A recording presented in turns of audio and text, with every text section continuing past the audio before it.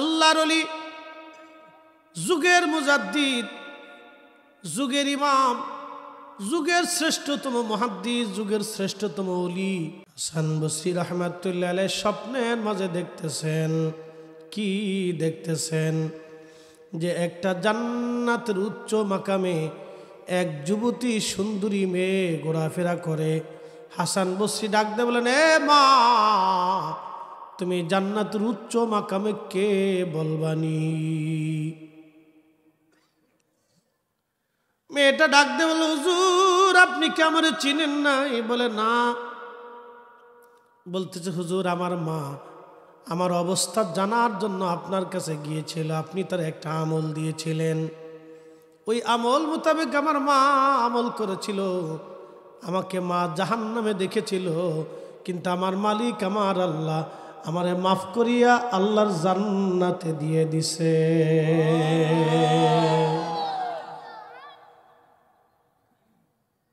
Attention. Hasan Basri বলে, মারি বলবো কি জন্য আল্লাহ তোমারে মাফ করছেন? মেয়েটা ডাক দে বলল, হুজুর আমাদের কপাল ভালো, আমারে যেই কবরস্থানে দাফন করা হয়েছিল এই কবরস্থানে 70,000 কবরবাসী আছে। 70,000 কবর। এই গোরস্থানের পাশ দিয়ে একজন আল্লাহর ওলি, আল্লাহর আবিদ সালিহ নেক বান্দা গোরস্থানের পাশ দিয়ে যাওয়ার সময় গোরস্থানের পাশে বসিয়া দাঁড়াইয়া নবীর প্রতি দুরূদ শরীফ পড়ে পড়ে আমাদের গোরস্থানবাসীর জন্য দোয়া করে গেছে।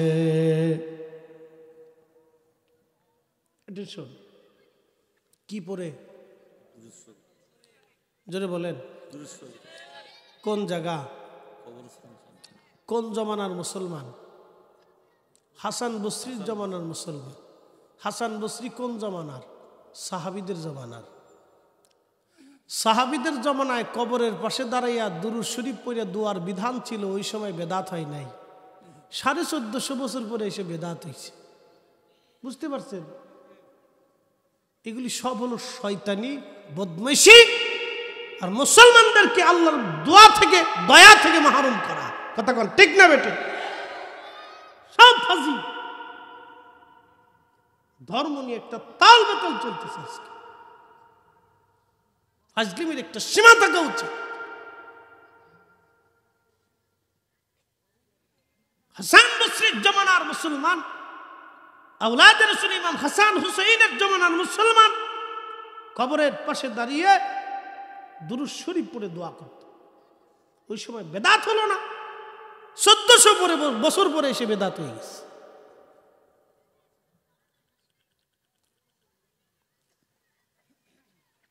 এই যে সামনে বরাত আসতেছে, এই বরাত নিয়ে দেখবেন ধাক্কাধাক্কি শুরু হয়েছে। উড়ে ধাক্কাধাক্কির শেখ নেই। এই বরাত নিয়েও ধাক্কাধাক্কি।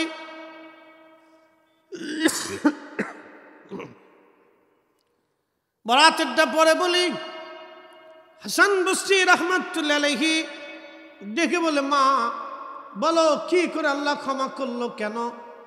মেয়েটা ডাক দেয় বলে, হুজুর ওই আল্লাহর বান্দা অনেকবার দুরূদ শরীফ পড়ে আমাদের জন্য দোয়া করেছিল। আমার আল্লাহ ওই দুরুদের উসিলায়, ওই দুরুদের খাতিরে আল্লাহ আমাদের 70,000 গোরস্থানবাসীর জীবনের গুনাহ মাফ করে দিয়ে আল্লাহ আমাদের সবাইকে জান্নাতি বানাই দিয়েছে। একসাথে যারা বলেন আল্লাহু আকবার। এই যে লাইলাতুল বরাত সম্পর্কে আজ থেকে 1200 বছর আগে, কত বছর? 1200। আখবারে মক্কা, মক্কার খবর ইমাম ফাকিহি তিনি লিখেছেন। আল্লাহু আকবার। এই কিতাবের মধ্যে লেখা হয়, কানা আহলু মক্কাতা ফীমা মাদা ইলা জামানিনা ইদা কানাত লাইলাতুন নিসফি মিন শাবান। এই 1200 বছর আগের কিতাবের মধ্যে লিখতেছেন ইমাম ফাকিহি, তিনি লিখতেছেন আমাদের জমানায় ইলা জামানিনা, আমাদের জমানায় ইজা কানাত লাইলাতুন নিসফি মিন শাবান, যখন শাবানের 14 তারিখ দিন যায় রাত্রিবেলা আসতো, খারাজু ইলা বাইতুল্লাহিল হারাম, আমরার এই মক্কাবাসীর সবাই তখন বাইতুল্লাহ যে উপস্থিত হইতো। মারহাবা কইলেন না? মারহাবা। কোন রাতে? বরাতের রাতে, শবে বরাতের রাতে খারাজু ইলা বাইতুল্লাহিল হারাম, মুসলমানরা হারাম শরীফ উপস্থিত হইতো। ইউসাল্লুনা, নামাজ পড়তো। কি পড়তো? জোরে নামাজ, আরো জোরে নামাজ। 1200 বছর আগের মক্কাবাসীরা মক্কায় নামাজ পড়লো বরাতের রাত্রে, তখন বেদাত হইল না। এই 1450 বছর পরে এসে বেদাত হইল কে? তার মানে বোঝা গেল শয়তানি। কি কথা কর না কেন? ফাজলামি। এরপর লিখছো ইখতিমুন আল কুরআন, কোরআন খতম দিত। ওয়াদউনা, দোয়া করত। মানে ওই রাত্রে সারা রাত্রে মুসলমানরা ইবাদত করত, নামাজ পড়তো, কোরআন খতম দিত, কেউ দোয়া করত, কেউ ইবাদতে কাটাইতো। সারা মক্কাবাসীরা মক্কায় উপস্থিত হইয়া, আজ থেকে 1200 বছর আগের মুসলমান। আল্লাহু আকবার। ইমাম বুখারীর জমানার মুসলমান, ইমাম মুসলিমের জমানার মুসলমান, ইমাম বুখারী ইমাম মুসলিমের জমানার মুসলমানরা সেই জমানায় এই বরাতের রাত আসলে লাইলাতুন নিসফি মিন শাবান, শাবানের 14 তারিখ দিন যে রাত আসলে তারা আল্লাহর ইবাদত করত, নামাজ পড়ত। ওই জমানায় বেদাত ছিল না, এই জমানায় এসে বেদাত হলো। তার মানে বোঝা গেল এর ভিতরে রহস্য আছে, দুষ্টুমি আছে, শয়তানি আছে। এইগুলিকে বন্ধ করে দেওয়া মূলত শয়তানের কাজ। কথা কন ঠিক না বেঠিক? তাহলে আপনাদেরকে কি বলি? দোয়া। ওরে বাপ রে বাপ, রাত যাবো গা। আচ্ছা ঠিক আছে, দেন যতদূর মুক্তাসর মারি দেব, দেন। দরকার অনেকে জানার ইচ্ছা থাকলে জিজ্ঞাসা, এটার নাম হচ্ছে প্রশ্ন। জানার ইচ্ছা তাকে বলে জিজ্ঞাসা, এটার নাম প্রশ্ন। থাকতেই পারে, তো মনোযোগ দেন। আমার যদি জানা থাকে তাহলে আমি উত্তর দেব। কথা ঠিক কিনা? আমি যে সব জানবো তা তো না, আমি যে সব জানি তাও না, আমি যে বিশ্ববিখ্যাত আলেম তাও না, আমি যে পৃথিবীর সব জানি তাও না। ইমাম বুখারীর মতো মুহাদ্দিস 10 লক্ষ হাদিস মুখস্থ করার পরেও বলছে আমি জানি না। আল্লাহু আকবার বলবেন না? কয় লক্ষ হাদিসের হাফেজ? 10 লক্ষ হাদিস মুখস্থ ছিল। একসাথে বলবেন আল্লাহু আকবার। আমিরুল মুমিনিন ফিল হাদিস, হাদিসের জগতের তিনি আমিরুল মুমিনিন, মুমিনদের নেতা। তিনি 10 লক্ষ হাদিস জানার পরেও সহিহ বুখারীর অনেক জায়গায় লেখেন ক্বালা ইমামুশ শাফিঈ, ইমাম শাফিঈ এই ব্যাপারে এই কথা বলছেন। ইমাম শাফিঈর মতো মুহাদ্দিসের দিকে নিজেকে রুজু করে দিয়েছেন, নিজের মত বলেন নাই, ইমাম শাফিঈটাকে মেনে নিছেন। বুঝতে পারছেন? বুঝে যেতে হবে। ওনাদের মতো বিশ্ববিখ্যাত মুহাদ্দিসরাও সব রায় নিজেরটা দেন নাই। আর আমরা কিছু আছি গেলে একবারে নিজেরটা, খালি শুধু নিজেরটাই মনে করে আমি বিরাট বড় হুজুর। না, এগুলির শয়তানের কাজ। আমি যে সব জানবো তা না। খুব মনোযোগ দিয়ে এবার শেষ প্রশ্নের জবাব পরে দিচ্ছি, লাস্টে একটু বলে দিয়ে যায় দোয়া। তাহলে 70,000 গোরস্থান গুনাহ আল্লাহ মাফ করলো কি কারণে? দোয়া। দোয়া সারা মাফ নাই। দোয়া দোয়া দোয়া দোয়া কি করে? দোয়া করলো দুরূদ শরীফ পড়ে দোয়া করার কারণে আমার আল্লাহ 70,000 গোরস্থানবাসীর জীবনের গুনাহ আল্লাহ মাফ করে দিয়ে জান্নাতি বানাই দিছে। একবার জোরে বলা যাবে কি মারহাবা? বানুগাছবাসী, বল্লার পারের মানুষ, কমলগঞ্জবাসী, মাইকের আওয়াজ যত দূরে যায় শুনিয়া যায়। আমাদের দেশে মিলাদ নিয়ে লাগছে ঝগড়া। বেদাত বেদাত বেদাত বেদাত বেদাত, নতুন আবিষ্কার, নতুন আবিষ্কার। আচ্ছা, এবার নতুন না পুরাতন এটা একটু বোঝার দরকার। বোঝার দরকার আছে না? যারা এটা নিয়ে সমালোচনা করে তাদের মূল দাবি হলো এই পদ্ধতিতে নবীর জমানায় ছিল না। এবার আসেন এই পদ্ধতিতে, এখন আপনাদেরকে প্রশ্ন করি, জবাব দিবেন। আমাদের ইজতেমা তবলিগ জামাত যেই পদ্ধতিতে হয় এই পদ্ধতিতে সাহাবীরা কোনোদিন করছে? আচ্ছা, একটা গেল। তার মানে এটা অর্থ না যে আমি বিরোধিতা করার জন্য আসছি, এটা আবার মনে করেন না, আমি বোঝানোর জন্য আসছি। এই যে আজকের মাহফিল হচ্ছে এই পদ্ধতিতে রসুলের জমানায় কোনো মাহফিল হইছে?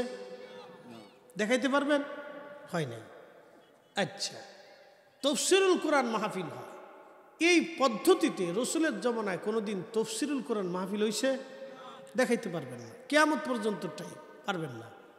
আচ্ছা, আমাদের দেশে মসজিদ আছে, মসজিদের ভিতরে আজান হয় এই পদ্ধতিতে রসুলের জমানায় মসজিদের ভিতরে কোনো আজানের পদ্ধতি ছিল? দেখাইতে পারবেন? নাই।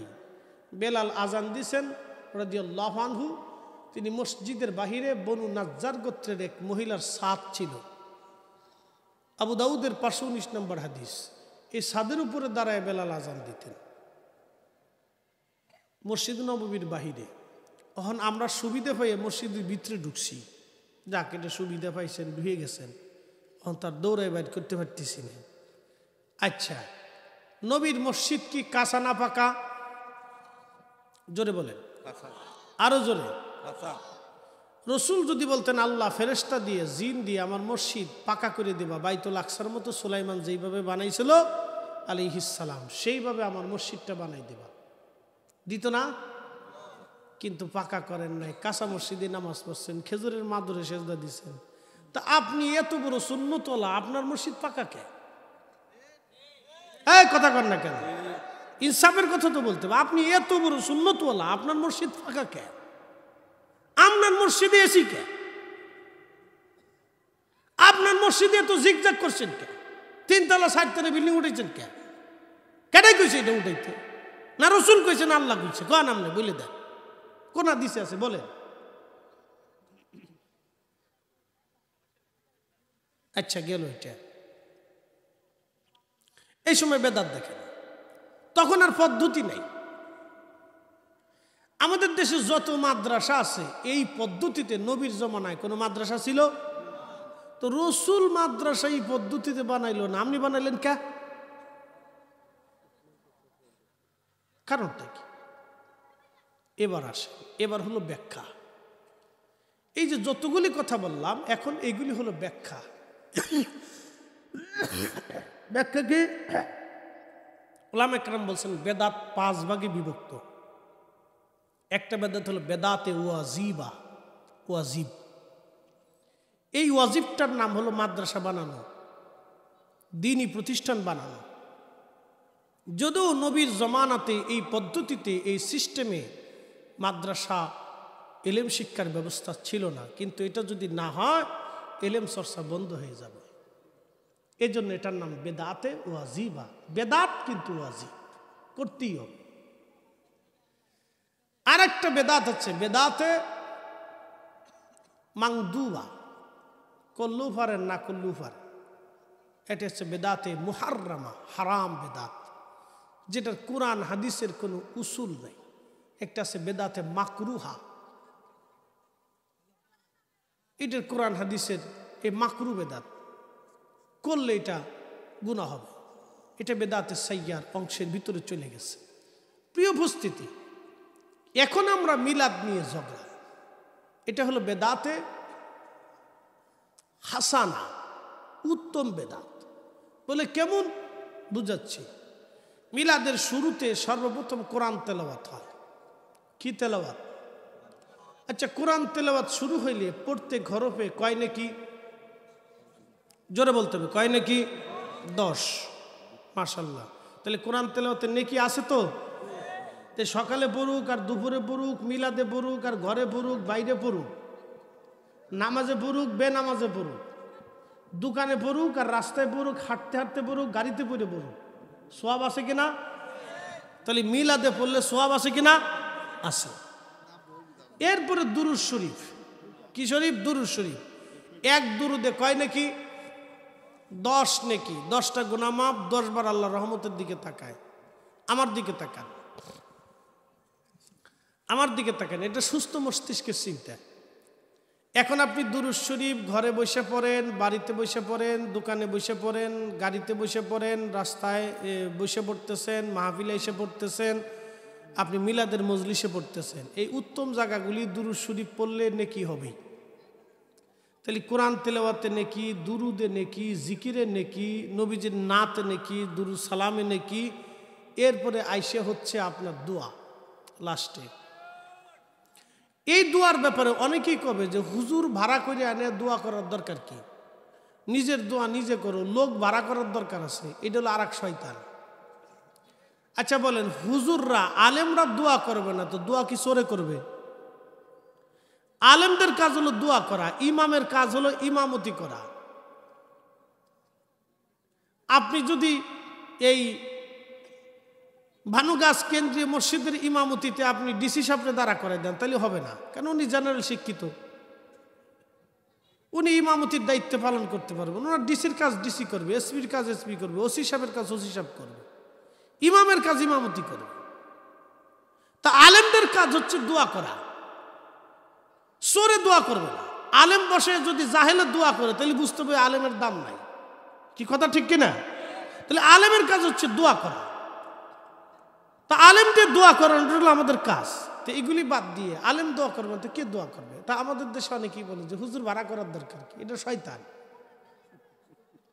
লোক ভাড়া করার দরকার কি? আরে মিয়া, হযরত রাসূল করিম সাল্লাল্লাহু আলাইহি সাল্লামের বিশুদ্ধ হাদিস ইমাম নুরউদ্দিন হাইসমি মাজমু যাওয়ায়েদের মধ্যে লিখছেন, যখন মুসলমানরা জামাতের সাথে দোয়া করে, একজনে দোয়া করে, বাকিরা আমিন আমিন বলে, আল্লাহর কাছে লজ্জা করে খালি হাতগুলি ফিরাই দিতে, আল্লাহ জমাতবদ্ধভাবে যে মুসলমানরা দোয়া করে সেই দোয়াকে আল্লাহ কবুল করে নেয়। একসাথে বলবেন না সুবহানাল্লাহ? তাহলে রসুলের মিলাদে একসাথে দোয়া করা এটাও রসুল করিমের একটা সুন্নতের অংশ। কথা কন নাকি ঠিক কিনা? তাহলে মিলাদে খালি বেদাত পাইছে কিন্তু ইবাদত পাই নাই। একদিন মাটির ভিতরে হবে ঘরে, মন আমার কেন বান্ধ দালান ঘর। শেষ। আশেপাশে যদি গোরস্থান থাকে তো মাঝে মধ্যে যাবেন, বলে হুজুর যে কি করব?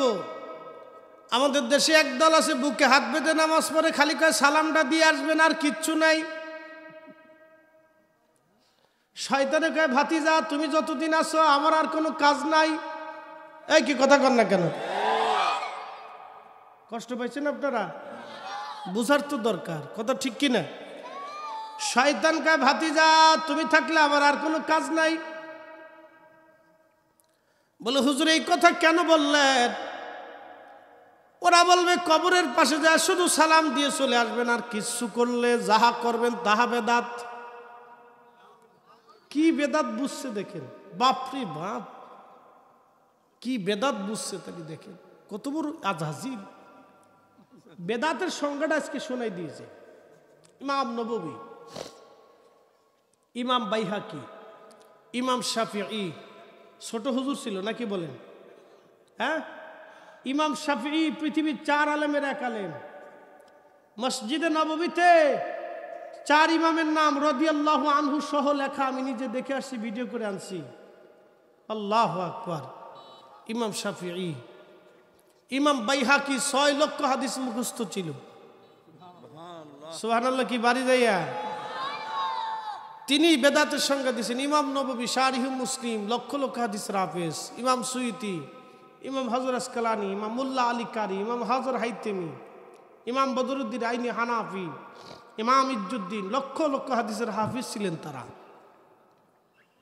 লাখে লাখে হাদিস তাদের মুখস্থ ছিল। তারা বেদাতের সংজ্ঞা দিচ্ছে এইভাবে, মা উহদিসা মিম্মা ইউখালিফু কিতাবান আও সুন্নাতান আও আসারান আও ইজমাআন ফাহাদিহি বিদআতুদ দালালা।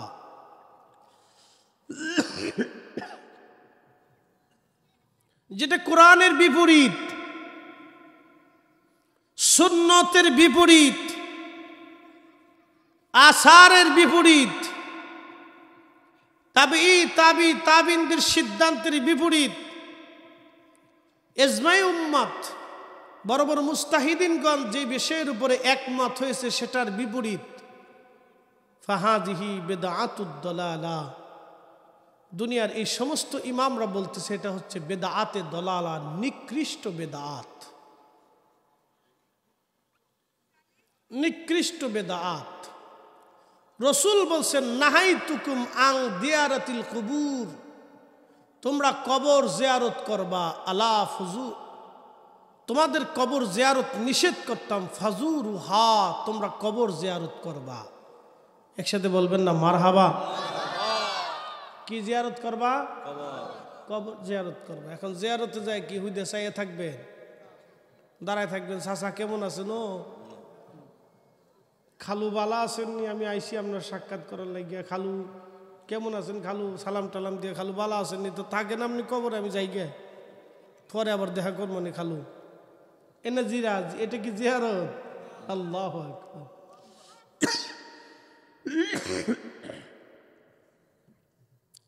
জিয়ারত শব্দের অর্থ হচ্ছে সাক্ষাৎ, পরিদর্শন করা, উপস্থিত হওয়া, কুশল বিনিময় করা।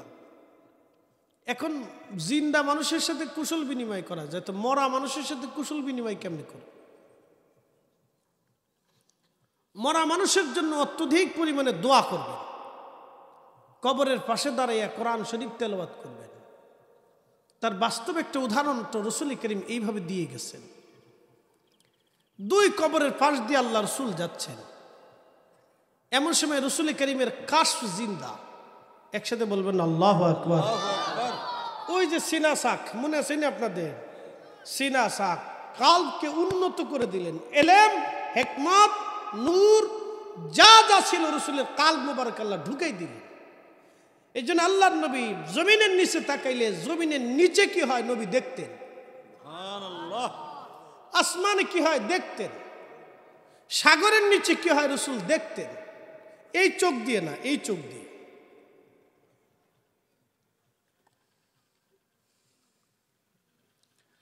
প্রিয় হাজিরিন, খুব মনোযোগ দিয়ে আল্লাহ নবী কবরের পাশ দিয়ে যাওয়ার সময় বললেন, সাহাবীরা তোমরা একটু দাঁড়াও। নবীজি সাহাবীদেরকে নিয়ে দাঁড়াইলেন, বললেন সাহাবীরা রে, ওই পাশে খেজুরের গাছ আছে, ওই গাছ থেকে একটা ডাল কেটে নিয়ে আসো। সাহাবীরা একটা ডাল কেটে নিয়ে আসছে, ডালটাকে দুইটা টুকরা করে আল্লাহর নবী দুই কবরের মধ্যে গেড়ে দিলেন। দুই কবরের ভিতরে গেড়ে দিয়া রাসূল করিম সাল্লাল্লাহু আলাইহি সাল্লাম কবরে গেড়ে দেওয়ার পরে সাহাবীরা বলেন, ইয়া রাসূলুল্লাহ, একটা হিকমত বুঝলাম না গো নবীজি। বলো সাহাবীরা, দুই কবরে দুইটা খেজুরের ডাল গেড়ে দিলেন কারণ কি? আল্লাহর নবী বলেন, সাহাবীরা রে, এই দুই কবরের মধ্যে কঠিন আযাব হয়। এই আযাব হয় চগলখুরি করার কারণে, আর একটা আযাব হয় পেশাব পায়খানা থেকে পবিত্র না হওয়ার কারণে। আমাদের দেশে যারা পেশাব করে ঢিলাকুলুপ করে না, আছে না এরকম, মুইতে টুইতে দুই বাড়ি দিয়ে চলে যায়, একটু পানিও লাগে না, একটু টিস্যু লাগায় না, পেশাব টেশাব শরীরে লাগে যায়, কাপড় চোপড় নষ্ট হয়, নাপাক থাকে। ওই অবস্থায় যদি কোনো মানুষ মারা যায় তা তার জিন্দিগি শেষ। কথা কন ঠিক কিনা? আহা, খোদার ফেরেশতা তার কাছে আসবে না। এই জন্য পেশাব করার পরে ঢিলাকুলুপ অবশ্যই করবে, এটা যেন খেয়াল থাকে, ভুলেও যাতে কাজ না করে। পেশাব করার পরে প্রত্যেক পুরুষের ঢিলাকুলুপ করতেই হবে, করতে হবে আপনাকে, এটা সারা যাবে না, এটা সারলি বিপদ। আর একটা আছে চগলখড়ি, কিলিকবাজি। বাংলাদেশে এমন কোন লোক নাই যে, এমন কোন গ্রাম নাই যে গ্রামে কিলিকবাজ না আছে। বিশেষ করে আমাদের বেডিগার ভিতরে কিছু বেডি আছে পান খাওয়া বেডি, পান খায় আর সারা গ্রাম ভরে ঘুরে বেড়ায়। এই বাড়ির দোষ ওই বাড়ি, ওই বাড়ির দোষ ওই বাড়ি, ওই বাড়ির দোষ সেই বাড়ি, এরকম বলে বলে ঘুরে ঘুরে ঘুরে ঘুরে খালি একজন আরেকজনের দোষ গিবত গায়ে বেড়ায়। কথা কর না, গাছে না এরকম? এটা যে কত সংসার নষ্ট করছে তার হিসেব নাই। এটার নাম দিছে এলাকায় কয় কুটনা বেডি, আমাদের ফরিদপুরের ভাষায় বলে কুটনা বেডি, সগলখোর। একজনের দোষ আরেকজনের কাছে বইলে খালি ভেজাল বাঁধা। এই সগলখোর কুটনা বেডি, নাম দিছে কুটনা বেডি। এই সগলখোরির জন্য কবরের ভিতরে কঠিন আযাব হচ্ছে। অ্যাটেনশন,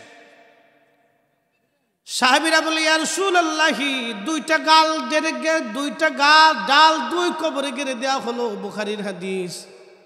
নবীজি ডাল গাড়ার হেতু কি? আল্লাহর নবী বলেন, সাহাবীরা রে, এই দুইটা ডাল যত সময় পর্যন্ত জিন্দা থাকবে, কাঁচা থাকবে, তত সময় ডাল আল্লাহর জিকির করবে, তসবিহ পড়বে। এই ডালের তসবিহের কারণে আমার আল্লাহ দুই কবরের আযাবকে হালকা বানায় দিবে। একবার জোরে বলা যাবে কি সুবহানাল্লাহ? এবার বুঝে যান সুন্নত আর বেদাত। দুইটা ডালে জিকির করবে কার? একসাথে বুঝছেন, কার জিকির করবে? বুঝে যান। দুই ডালের জিকিরের কারণে কবরের আযাব হালকা হবে, মাফ হবে। খেজুর গাছের ডালের জিকিরে যদি কবরের আযাব মাফ হয়, তাহলে আমরার জিকিরে কবরের আযাব মাফ হয় না? কথা কর না কেন? হয়নি? বুঝে যাবে। তার মানে আল্লাহ রাসূল এই হাদিস দিয়ে, ডাল দিয়ে, গাড়ি দিয়ে উম্মতকে এজাজত দিচ্ছে। উম্মতকে নবীজি শিখাচ্ছে, ও উম্মত, খেজুরের ডাল গেড়ে দিলেও কবরের আযাব হালকা হয়, কারণ ওই ডালে বসে থাকবে না, ও আল্লাহর জিকির করবে। ডালের জিকিরে কবরের আযাব আল্লাহ মাফ করে দেয়। তোমরাও এই বান্দাদের কবরের পাশে এসে জিকির আজগার করে, কোরআন শরীফ তেলাওয়াত করিয়া, দোয়া দুরুদ পড়িয়া তোমরাও দোয়া করবা, তাহলেও কবরের আযাব আল্লাহ মাফ করে দিবে। এটা ছিল রাসূলের শিক্ষা। আর ওনাদের শিক্ষা হলো শুধু কবরের পাশে যাবেন আর একটা সালাম দিয়ে চলে আসবেন, আর যাহা করবেন তাহা বেদাত। তার মানে তারা রাসূলের চাইতে বেশি বুঝলো। আর নবীর চাইতে যখন উম্মতে বেশি বুঝে, তখন উম্মত আর উম্মতের জায়গায় থাকে না, এটা শয়তানের জায়গায় চলে যায়। কথা কন না কেন? বুঝেন না? আচ্ছা, তারাবির নামাজ কয় রাকাত? জোরে। হেরা বানাই 4 রাকাত। বালা করে বুঝে যাবেন। পৃথিবীর 4 খলিফা, ওমর, আবু বকর, উসমান, আলী, এই 4 খলিফার চাইতে ওনাদের মতো এত সুন্দর করে পৃথিবীর সাম্রাজ্য, খেলাফত, দেশ কেউ আর চালাইতে পারবে? ওনাদের মতো ন্যায়নিষ্ঠ নীতিবান কোন শাসক পৃথিবীতে আর কোনো মা জন্ম দিতে পারবে? আর হবে না। এই 4 জন। আল্লাহ রাসূল বলেন, ফাআলাইকুম বিসুন্নতি, তোমরা আমার সুন্নত মানবে। শুধু আমার সুন্নত মানলেই হবে না, আমার সুন্নত মানার পরে ওয়া সুন্নাতিল খুলাফায়ে রাশিদিন আল মাহদিন, তোমরা খুলাফায়ে রাশিদিনের সুন্নত মেনে চলবে। খুলাফায়ে রাশিদিনের অন্যতম খলিফার নাম ওমর, আরেকজনের নাম উসমান, আরেকজনের নাম আলী রিদওয়ানুল্লাহি তাআলা আলাইহিম আজমাইন। এই 4 জন খলিফায় 3 জন খলিফার সময়ে মসজিদে নববী এবং আল্লাহর ঘর হেরেম শরীফে তারাবির নামাজ হতো 20 রাকাত। এখন বলেন, আরে জ্বালা রে, 3 খলিফার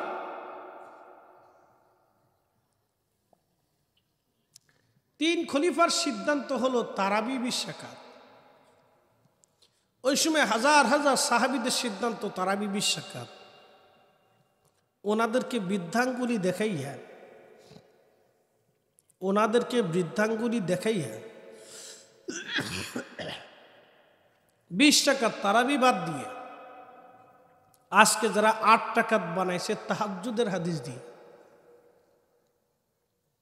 কোনটা তাহাজ্জুদ কোনটা তারাবি খোলাফায়ে রাশিদিন বুঝতো না, সাহাবীরা জানতো না, হানাফি শাফি মালিকি হাম্বলি এরা বুঝতো না। 1450 বছর পরে আইসে এই কয়েকজন শাইখ উসাইমিন আর আলবানি আর কয়েকজন মিলে তারা মনে করছে যে আমরা ঠিক। আবু হানিফা বুঝে নাই, ইমাম শাফি বুঝে নাই, ইমাম মালিক বুঝে নাই, ইমাম আহমদ ইবনে হাম্বলও বুঝে নাই।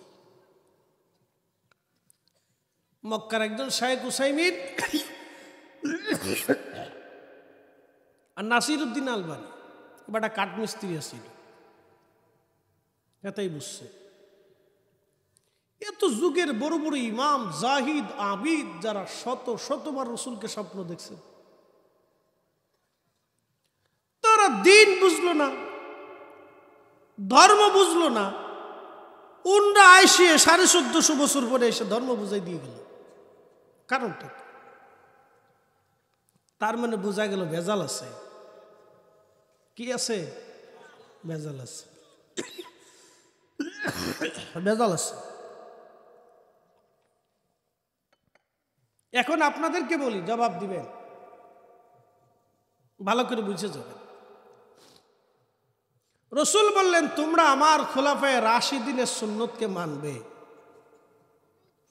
যারা খোলাফায়ে রাশিদিনের সিদ্ধান্তকে উপেক্ষা করিয়া 20 রাকাত তারাবিরে 8 রাকাত বানাই দিল, সুন্নত না বেদাত? জোরে বলেন, আরো জোরে। ফাহাদিহি বেদাতুদ দালালা, নিকৃষ্ট বেদাত। কি বেদাত? নিকৃষ্ট বেদাত। শুধু বেদাত না, নিকৃষ্ট বেদাত। আর এই বেদাতের ব্যাপারে আল্লাহ রসুলের সিদ্ধান্ত কিয়ামতের ময়দানে। সহিহ বুখারীর হাদিস, নবীজি হাউজে কাউসারের পানি পান করবে উম্মতদেরকে ডেকে ডেকে। এমন সময় একদল উম্মত নবীজির কাছে যাইতে থাকবে আর আল্লাহ মাঝখানে পর্দা ফেলাই দিবে। পর্দা যখন ফেলাবে তখন ফেরেশতারা বলবে ইয়া রাসূলুল্লাহ, এরা আপনার উম্মত।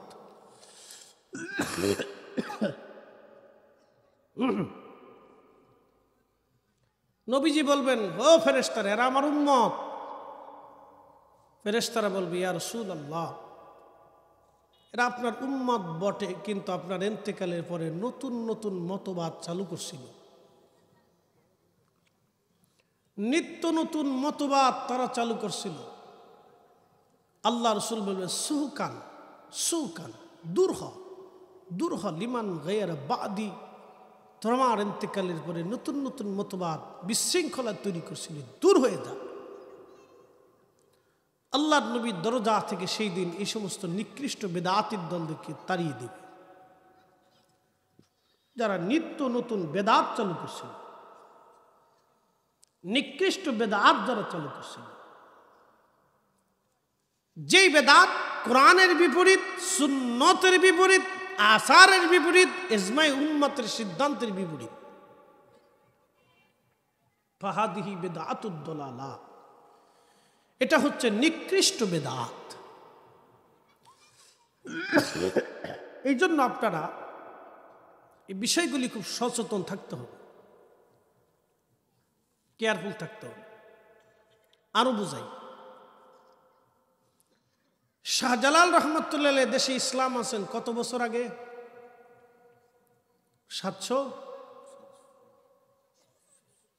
732তম না 35তম না 52তম যেন উরুস মাহফিল হইছে দরগায়ে শাহজালাল রহমতুল্লাহ, আমার স্মরণে নাই। 750 ধরেন, 750-800 বছর আগে তিনি এদেশে ছিলেন কালেমা নিয়ে, সাথে আরো 360 জন ছিল। মনোযোগ দিয়ে, ওনারা যদি এইভাবে নামাজ পড়তেন তাহলে এই 700 বছর ধরে এদেশের কোটি কোটি মুসলমান এইভাবেই নামাজ পড়ত। কারণ ইসলাম উন্ডা প্রথম এনেছে,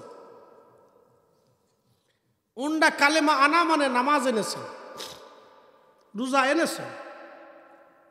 ওনারা যদি 8 রাকাত তারাবির নামাজ পড়তেন তাহলে এদেশের কোটি কোটি মুসলমান 800 বছর ধরে 8 রাকাত তারাবি পড়ত।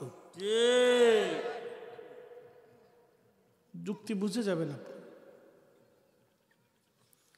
ওনারা যদি নামাজের পরে দোয়া না করতেন তাহলে শত শত শত বছর ধরে এদেশের মুসলমান নামাজের পরে দোয়া করতই না।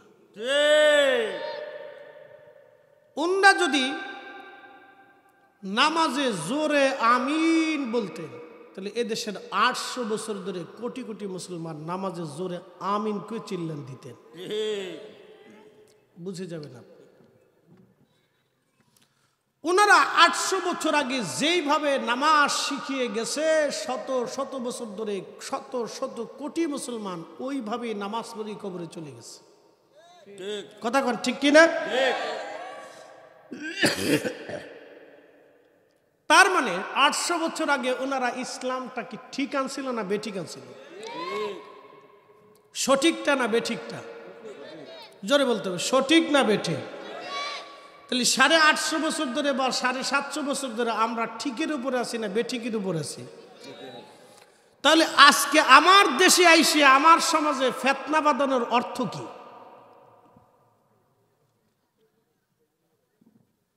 জমিন আমার বাপের নাম RS CS BS SA সব নাম খতিয়ানে আমার বাপের নাম, দাদার নাম, পরদাদার নাম, শেষে এসে আমার নাম পড়ছে। কেউ আইসে যদি বলে যে এই জমিন তোমার না, এই জমিন আমার, আপনি কি আঙ্গুল চুষবেন? না। বইবে কলা খাবেন? হেতারে নিয়ে সুমা দিয়ে আদর করে জমিটা দিয়ে বাইর চলে যাবেন? 750 বছর ধরে এদেশে ইসলাম আনছেন যিনি, তিনার থেকে 750 বছর ধরে এদেশে ইসলাম বহমান চলমান। আল্লাহর কোরআন বলতেছেন কুনতুম খায়রা উম্মাতিন উখরিজাত লিন-নাস, তোমাদেরকে আমি সর্বশ্রেষ্ঠ করে পৃথিবীতে পাঠিয়েছি, তোমরা পৃথিবীর মধ্যে সর্বশ্রেষ্ঠ জাতি।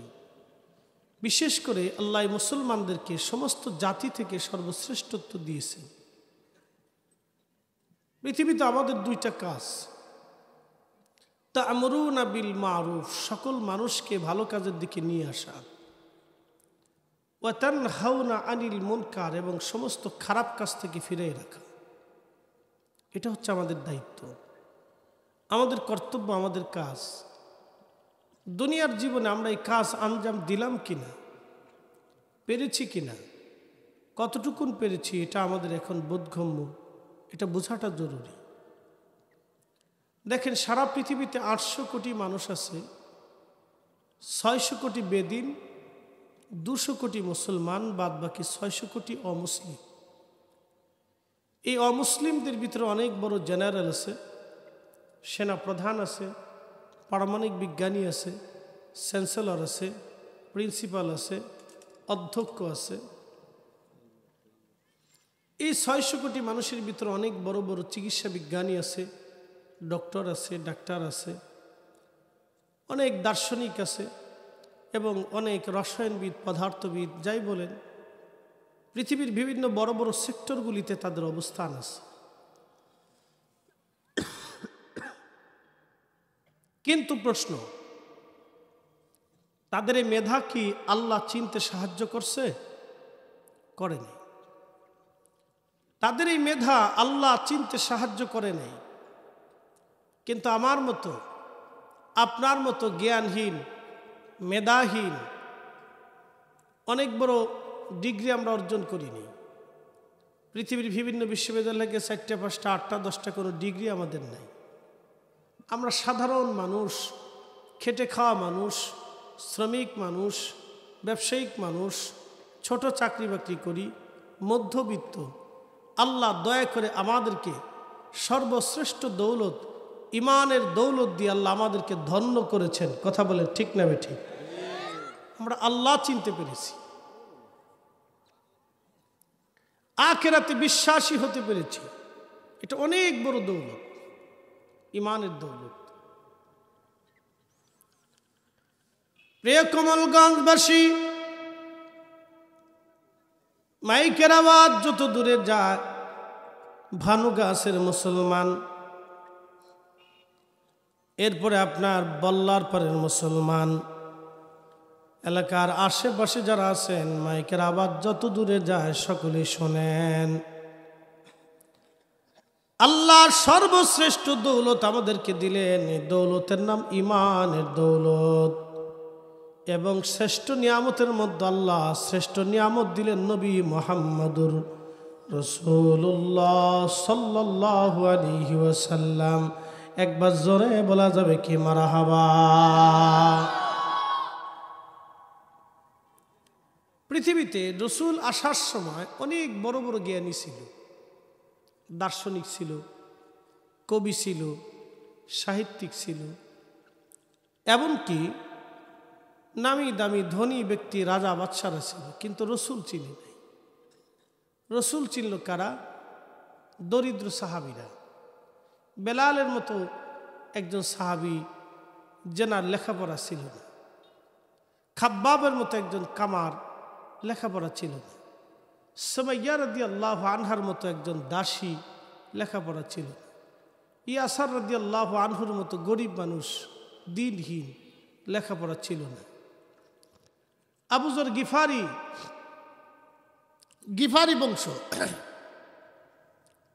এই বংশের মানুষ চুরি ডাকাতি করত, তাদের পেশাই ছিল ডাকাতি করা। সেই বংশের মানুষ পুরা বংশ কালেমা পড়ে মুসলমান হয়ে গেল, ভালো হয়ে গেল। শুধু চুরি ডাকাতি না, রাহাজানি খুন খারাপি ছেড়ে দিয়ে তারা সোনার মানুষ হয়ে গেল। একটা পরশ পাথরের সংস্পর্শে এসে সেই পরশ পাথরের নাম রাহমাতুল লিল আলামিন। সেই কাল কত উন্নত ছিল যে কাল থেকে এই হেদায়েতগুলি আসত, এই তাওয়াজ্জু আসত। প্রিয় ভাইরা আমার, এই নিয়ামতগুলি আল্লাহ রাব্বুল আলামিন তার রসুল করিম সাল্লাল্লাহু আলাইহি সাল্লামকে নিয়ামত আল্লাহ দিয়েছেন। এই যে কালবের কথা বললাম, কালবের শক্তি, এই পাওয়ার, এটা আল্লাহ রসুলের কালবের ভিতরে পাওয়ার ছিল। ওনার মজলিসে কোনো ব্যক্তি যদি বসতো তাহলে হেদায়েত নিয়ে বাড়ি চলে যাইতো, হেদায়েত নিয়ে বাড়ি যাইতো, হেদায়েত নিয়ে বাড়ি যাইতো। একবার জোরে বলা যাবে কি মারহাবা? কোনো ব্যক্তি ওনার দর্শে বসলে হেদায়েত নিয়ে যেত। শোনেন, পৃথিবীতে রসুল করিমকে আল্লাহ দুই ধরনের এলেম দিছেন। একটা হচ্ছে ইলমুল লিসান, আর একটা হচ্ছে ইলমুল কলব, এই আত্মার জ্ঞান।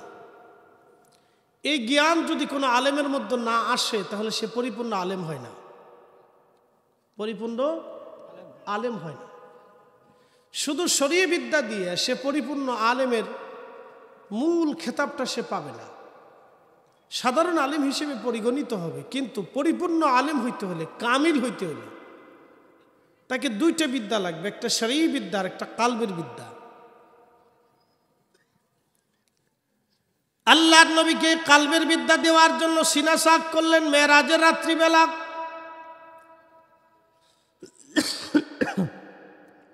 সিনা সাকের বিষয়টা আমি আপনাদেরকে বোঝাই। অনেকে হয়তো বলবে সিনা সাক করা হয়নি, ডাহা মিথ্যা কথা। এটাও মিথ্যা। সহিহ বুখারীর হাদিস, সহিহ মুসলিমের হাদিস। আল্লামা ইমাম নববী, আল্লামা ইমাম জালালউদ্দিন সুয়ুতি রাহিমাহুল্লাহ এই বিষয়ের উপরে তিনি একখানা কিতাব লিখছেন। কিতাবের নাম আল আয়াতুল কুবরা ফি শরহে কিসাতিল বিসরা। শুধু মেরাজ সংক্রান্ত বিষয়ে 550 বছর আগে বিশ্ববিখ্যাত ইমাম যিনি বিশ্ববিখ্যাত ইমাম জালালউদ্দিন সৈয়দী ৭৫ বার আমার নবীর সঙ্গে স্বপ্নে দেখা হয়ে গেল। তিনি একটা কিতাব লিখলেন কিসাতুল বিসরা ফি শরহে আল আয়াতুল কুবরা ফি শরহে কিসাতিল বিসরা। আল আয়াতুল কুবরা ফি শরহে কিসাতিল বিসরা, এই কিতাবের মধ্যে তিনি অনেকগুলি হাদিস আনছেন সিনা সাকের ব্যাপারে। তার সব হাদিসের সারমর্ম থেকে আমি আপনাদেরকে বলি, আল্লাহর নবীর এই গলার এখানে নিম্ন এখানে নরম জায়গা থেকে একবারে পেট পর্যন্ত প্রায় নাভি পর্যন্ত ফেরে আমার নবীর কাল মোবারক বের করে নিয়ে আসা হলো এবং জমজমের পানি দিয়ে ধৌত করা হলো। সুবহানাল্লাহ বলবেন না? জমজমের পানি দিয়ে ধৌত করা হলো। মনোযোগ দিন। আল আয়াতুল কুবরা ফি শরহে কিসাতিল বিসরা, বিশ্বখ্যাত ইমাম এবং মুজাদ্দিদ মিল্লাত ইমাম জালালউদ্দিন আব্দুর রহমান সুয়ুতি, যিনি নবীর মেরাজের একবারে দুর্বেদ্য বিষয়গুলি সমাধান দিয়েছেন, তিনি বললেন, নবী বললেন, আল্লাহ আমাকে জিব্রাইল আমাকে ঘুম থেকে জাগাইয়া উম্মে হানি রাদিয়াল্লাহু আনহার ঘর থেকে বের করে নিয়ে আল্লাহ আমাকে সিনা সাক করাইলেন। একবার এখান থেকে ফেরে নাভি পর্যন্ত ফেরে বুকের ভিতর থেকে কাল হৃৎপিণ্ড বের করে এনে একটা বর্ণনার ভিতরে ইমাম বাইহাকির বর্ণনার ভিতরে একটা বর্ণনার ভিতরে আনছেন, আল্লাহর নবীর কাল মোবারকের ভিতর থেকে একটা পদার্থ চলে হিংসা বিদ্বেষের বের করে ফেলে দেওয়া হলো। এটা হাদিসের পরিভাষা, কিন্তু নবীর কোনো গুনাহ নাই, নবী পবিত্র। কথা বুঝতে হবে, এটা হাদিসে আসছে এইভাবে, কিন্তু আমরা ওইভাবে ব্যাখ্যা নিব না। আমার এরকম একটা ভুল গত বছরে এক আলোচনায় হয়েছে, ভুলটা আমি বলে ফেলেছি ময়লা বের করে ফেলে দেওয়া হয়েছে। যদিও আরেকটা হাদিসে মুসনাদ আহমদের আরেকটা হাদিস আসছে, রসুল করিমের ছোটকালে হজরতে হালিমাতুস সাদিয়ার ঘরে থাকা অবস্থায় রাদিয়াল্লাহু আনহার ঘরে থাকা অবস্থায় নবীজি সিনা সাক হয়েছিল। ওই সময় ওই কালবের ভিতরের ভিতর থেকে এই কালো রক্ত বের করা হয়েছিল। যদি হাদিসের পরিভাষা এইভাবে আসছে, কিন্তু আমরা এইভাবে ব্যাখ্যা নিব না, কারণ এটা তাবিল করতে হবে। যেহেতু এখানে আল্লাহর নবীর শান জড়িত, অতএব রসুল করিমের পবিত্র সিনার ভিতরে কোনো ময়লা নাই, কোনো নাপাকি নাই, কোনো আবর্জনা থাকতে পারে না। গত বছরের একটা আলোচনায় আমার তো একটা ভুল হয়েছিল, আমি একটা বলে ফেলছিলাম, একটা ভুল হতে পারে।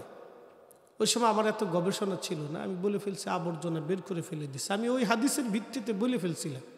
কিন্তু আস্তাগফিরুল্লাহ আল আযীম, লা হাওলা ওয়ালা কুওয়াতা ইল্লা বিল্লাহ।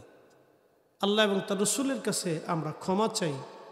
এই সমান বলেন, হুজুর আপনি কেন ক্ষমা চান? ক্ষমা এই জন্য চাই যে এটা দরবারে মুস্তফা। কথা বলেন ঠিক কিনা? দরবারে মুস্তফা রসুল করিমের শান লুকানো, এই জন্য আমাদেরকে ক্ষমা চাইতেই হবে, ভুল স্বীকার করতেই হবে। রসুল করিমের শান নিয়ে এখানে আমাদের কোনো ক্রেডিট দেখানোর সুযোগ নাই। আমরা রসুলের কদমের গোলাপ, দরবারে মুস্তফার কুকুর আমরা। কথা কোন ঠিক কিনা? আস্তাগফিরুল্লাহ আল আযীম, লা হাওলা ওয়ালা কুওয়াতা ইল্লা বিল্লাহিল আলিয়্যিল আযীম। প্রিয় উপস্থিতি, খুব মনোযোগ দিয়ে, এই ধরনের ভুল আমাদের হতে পারে, কিন্তু আমরা তো মানুষ, হতেই পারে। অনেকে বলবে, হুজুর আপনি দলিল তো দিতে পারতেন না। আমি দলিল দেব না, কারণ এখানে রসুল করিমের শান লুকানো। আল্লাহর নবীর কালবের মধ্যে কোনো ময়লা নাই, কোনো পদার্থ নাই, যদি হাদিসের পরিভাষায় আসছে, কিন্তু ওইভাবে আমি বলতে পারবো না, এখানে তাবিল করা লাগবে। এর অর্থ আল্লামা ইমাম জালালউদ্দিন সুয়ুতি রহমাতুল্লাহ আলাইহি এবং ইমাম হজর আসকালানি রহমাতুল্লাহ আলাইহি এবং আল্লামা অনেক মুহাদ্দিস ইকরাম, মুফাসসির ইকরাম, তিনারাই কালবের এই ব্যাখ্যা করতে যায়। তিনারা লেখেন, আল্লাহর নবী রসুল করিম সাল্লাল্লাহু আলাইহি সাল্লামের সিনা সাক মানে এই জন্য না যে তিনার সিনা থেকে ময়লা আবর্জনা ফেলাইয়া তাকে পাক পবিত্র করা হয়েছে, বিষয়টা এরকম না। কারণ রসুল তো পবিত্র, কথা ঠিক কিনা? নবী কি পবিত্র, কথা কন না? রসুল কি? তিনি সব কিছু থেকে মুক্ত, আইব, দোষ, ত্রুটি, গুনাহ, খাতা থেকে মুক্ত। ইকরাম লিখতেছেন যে কাল মুবারক থেকে ইমাম হাজর আসকালানী রাহিমাহুল্লাহর ব্যাখ্যা, ইমাম সুয়ুতি আল আয়াতুল কুবরা ফি শরহে কিসাতিল ওয়াসরার ভিতরে তিনি লিখছেন যে এইভাবে ব্যাখ্যাটা হলো আল্লাহর নবীর কাল মুবারক ধৌত করা হয়েছিল এই জন্য যাতে নবীজি মেরাজে যাবে, আল্লাহ দেখবে। একসাথে বলবেন আল্লাহু আকবার। আল্লাহর সাথে দিদার হবে, কথা হবে, ঊর্ধ্ব জগৎ তিনি পরিভ্রমণ করবেন। এই জন্য আল্লাহর নবীর কাল মুবারককে সুপ্রসিদ্ধ করা হয়েছিল, উন্নত করা হয়েছিল। আবার আইম্মা ইকরাম লিখছেন যেহেতু নবীজির কাল মুবারকে কোরআন নাজিল হয়েছে, এই জন্য নবীজির কাল মুবারককে তিন ধাপে নবীজির সিনা সাক হয়েছে। ইমাম হযরত আসকালানী লেখেন 3 ধাপে সিনা সাক করা হয়েছে আমার নবীর। এই 3টা ধাপই ছিল আল্লাহ রসুলের সিনা সাক করার মূল রহস্য। হলো কোরআন নাজিল হবে, মুজিজা আসবে এবং আল্লাহর নবীর সঙ্গে দিদার হবে, কথা হবে, আর আসমান জগতে নবীজি যাবেন। এগুলিকে আপনার ধরে রাখার জন্যে আল্লাহর নবীর কাল মুবারককে আমার আল্লাহ উন্নত করেছেন এবং এই কালবের শক্তি আল্লাহ দিয়েছেন। তার একটা হাদিস ইমাম সুয়ুতি রাহিমাহুল্লাহ আনছেন। কয়েকটা হাদিস এনে নবীজি বললেন আমার জন্য জান্নাত থেকে খাজিনা ভরে এলেম আনা হলো, সাকিনা আনা হলো, হিকমত আনা হলো, প্রশান্তি আনা হলো। সমস্ত এলেম আল্লাহ প্রদত্ত নিয়ামত আল্লাহর পক্ষ থেকে আনিয়া জিব্রাইল আমার কালবের মধ্যে ঢুকাই দিয়া আমার বক্ষ জিব্রাইল সেলাই করে দিলেন। একসাথে বলেন আল্লাহু আকবার। এই জন্য রসুল করিমের যদিও হাদিসের পরিভাষা ওইভাবে আসছে, কিন্তু তাবিল করতে হবে, ব্যাখ্যা করতে হবে। সরাসরি অনেক কথার অর্থ নেওয়া যাবে না, নেওয়াটা আমাদের ভুল। সরাসরি অনেক কিছুর অর্থ নেওয়া আমাদের ভুল। যেমন আপনাদেরকে বলি, কোরআন আল্লাহ বলছেন আল্লাহু খায়রুল মাকিরিন।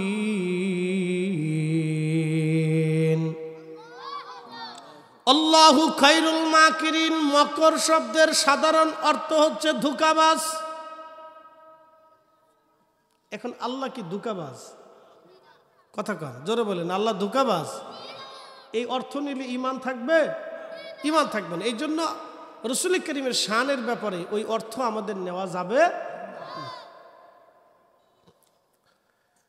বন্ধুগণ আমার, খুবই মনোযোগ দিয়ে শুনিয়া যান, খুবই মনোযোগ দিয়ে শুনিয়া যান। রসুল করিম সাল্লাল্লাহু আলাইহি সাল্লামের শান আলাদা, আল্লাহর শান আলাদা। আল্লাহ বলেন আল্লাহু খায়রুল মাকিরিন, আল্লাহ সর্বোত্তম কৌশলওয়ালা। এখন আমি যদি বলি আল্লাহ সর্বোত্তম ধোঁকাবাজ, তাহলে অর্থ বিগড়ায় যাবে, নবীর আল্লাহর শানের বেইজ্জতি হবে। এখন যদি আমি অর্থ করি আল্লাহু খায়রুল মাকিরিন, আল্লাহ সর্বোত্তম কৌশলওয়ালা, তাহলে অর্থও হয়ে যাবে, আল্লাহর শানও টিকে থাকবে। কি কথা কন না, ঠিক কিনা? আল্লাহর সম্মানও টিকে থাকবে। এই জন্য হাদিসের পরিভাষায় অনেক কথা আসে। যেমন আপনাদেরকে বলি, এই যে আমাদের অনেকেই বলে কুল ইন্নামা আনা বাশারুম মিসলুকুম, হুজুর আপনি বলে দেন আপনি তাদের মতোই মানুষ। অনেকেই একবারে বাহ্যিক অর্থ করিয়া রাসূলুল্লাহকে আমাদের কাতারে নিয়ে আসে। এই যে সমস্যাটা, এই জায়গায় সমস্যাটা এইখানে। কিন্তু তারা তাদের ভুল স্বীকার করে না, তারা অর্থটাকে রুজু করে না। বলছে তো বলে ফেলছে, কারো আদত আছে যে বলছে ওই ভুলের উপরে সে দায়েম থাকে, কিন্তু আমার আদত এটা না। আমি যদি কোনো ভুল করি তাহলে এটাকে রুজু করতে হবে। বিশেষ করে শানে রিসালাত, রসুলের ইজ্জতের ব্যাপারে এখানে জিরো টলারেন্সে থাকতে হবে। কথা বলেন ঠিক কিনা? নবীর সম্মানের ব্যাপারে সে যত বড় আলেম হোক, ভুল হলে স্বীকার করেই নিতে হবে। এখানে কোনো যুক্তি, তর্ক, দলিল আদিল্লা উপস্থাপন করা বোকামি। ভুল স্বীকার করে নিতে হবে, ইস্তেগফার করতে হবে। প্রিয় ভাইরা আমার, মনোযোগ দিয়ে যান। কুল ইন্নামা আনা বাশারুম মিসলুকুম, হুজুর আপনি বলে দেন আপনি তাদের মতোই মানুষ। এই কথা যদি আপনি টেনে নিয়ে অর্থ করে যান, সাধারণ বাহ্যিক অর্থ যদি আপনি করেন, তাহলে আল্লাহর নবীর শানের খেলাফ হয়ে যাবে। যদিও আল্লাহর ভাষা, এখানে তাবিলি অর্থ নেওয়া লাগবে, ব্যাখ্যা বিশ্লেষণ ধর্মী অর্থ নেওয়া লাগবে। কেমন? আল্লাহর নবী নিজে বলছেন, আমি তোমাদের মতো না, তোমরা আমার মতো না, লাইসা কামিসলিহি শাইউন। 10টা হাদিস আছে এইভাবে।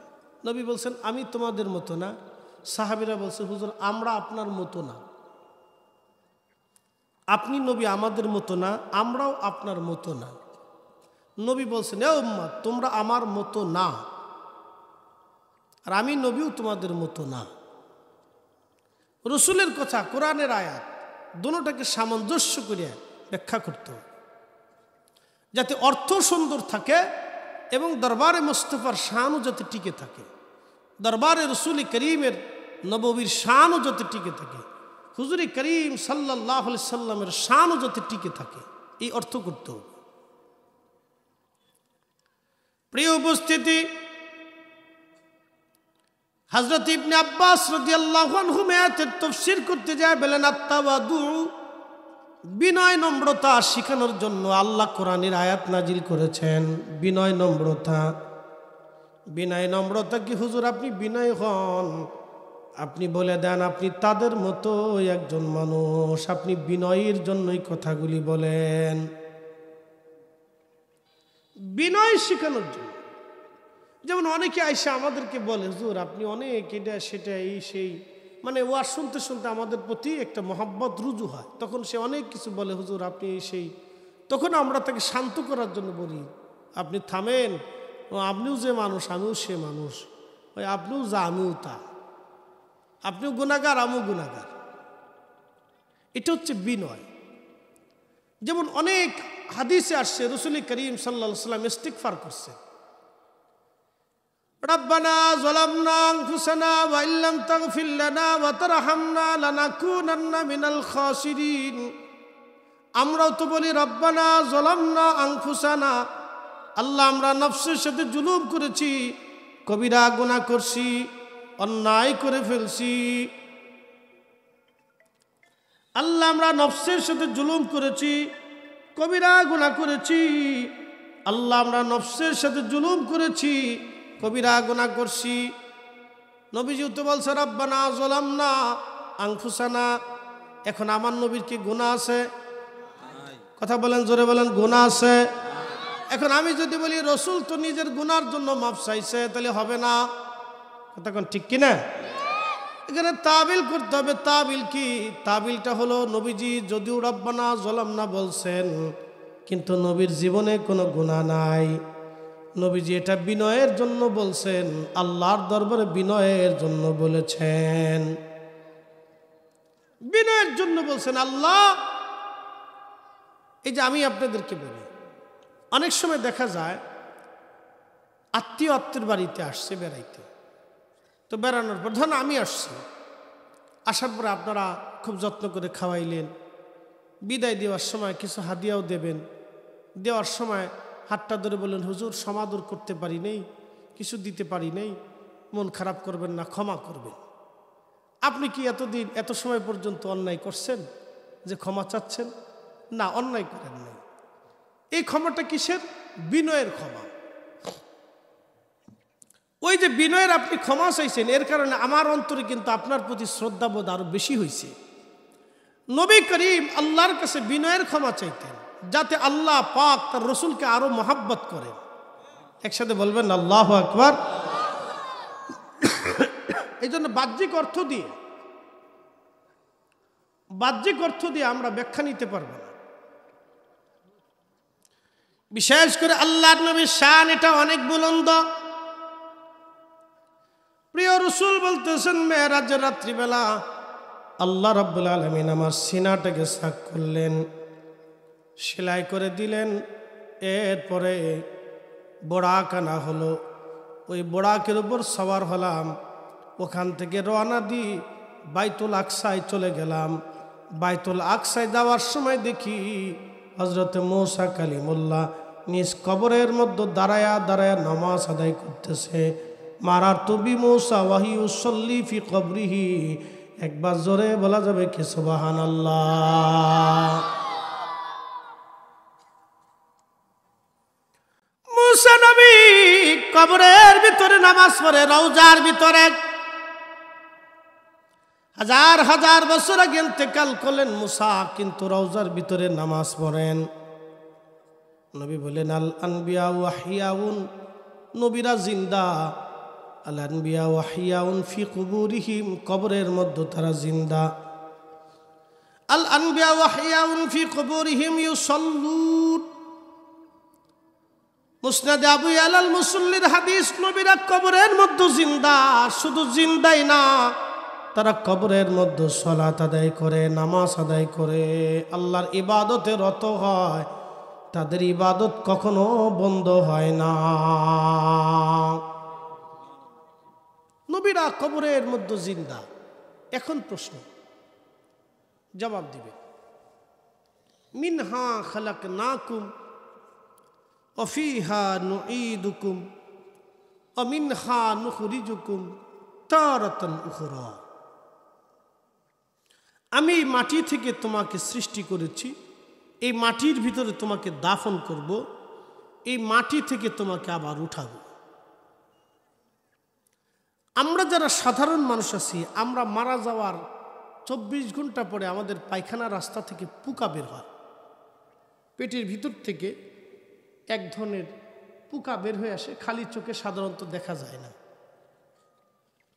এই পোকাটা সমস্ত শরীরের মধ্যে ছড়িয়ে পড়ে। একটু চা নেন।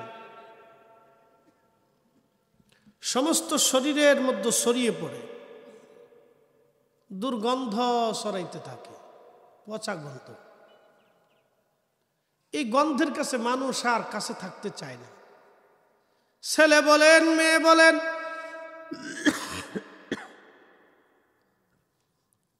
স্ত্রী বলেন, সমাজ বলেন, রাষ্ট্র বলেন, পৃথিবীর কোনো মানুষ আর আপনার কাছে থাকতে চাবে না। সবাই চলে যেতে চায়, সবাই চলে যেতে চায়, সবাই চলে যেতে চায়। 24 ঘন্টা পরে পোকা বের হবে। এই পোকার কারণে মানুষ কেউ কাছে থাকতে পারে না। এরপরে আরো দিন গেলে 3 দিন পরে পেটটা ফেটে যাবে কবরের মধ্যে। 3 দিন পরে 17 দিন পরে একবারে পরিপূর্ণ বডিটা মিসমার হবে। সমস্ত জায়গা থেকে ফেটে ফেটে ফেটে ফেটে একবারে মিসমার। 2 মাসের মধ্যে সমস্ত গোশতগুলি মাটির সাথে তার মিশে যাবে।